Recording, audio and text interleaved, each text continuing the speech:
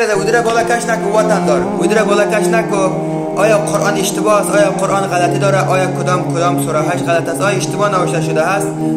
نه خیر. چرا قرآن تلاوت نمیکنی؟ اگر بجای من یک نفر می بود که دو میزد دشنام میداد از این انقدر حمایت میکنی که از قوم برستا 4 تا طرفدار قوم و 4 طرفدار قرآن، امروز من یک نصیحت برادران میکنم، هیچ کدامتون گوش نمیکنه. شاید لطفا شما خواهش میکنم بدون دو دشنام در داخل کامنت حتما یک کامنت منفی بدید، مرا فالو کنید. ما حتما به خاطر فالوورم نیومدم، یک نصیحت برادران میکنم بیاین دوستای از دنیا ارزشی این چیزا رو حتما قرآن بخوانید، با تقوا باشین، با معرفت داشته باشین.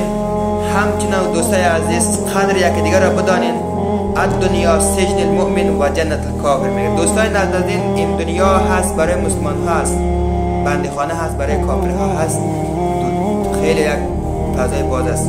انشاءالله در اون دنیا آخرت برای مسلمان ها ما امت محمد مصطفی صلی الله علیه و سلم هستیم. انشاءالله در اون دنیا همیشه که ما در جنت بودیم اونها در دوزخ میسوزند. انشاءالله وطندارای عزیز خدا کنه که از حرفهای من ناراحت نشده باشید.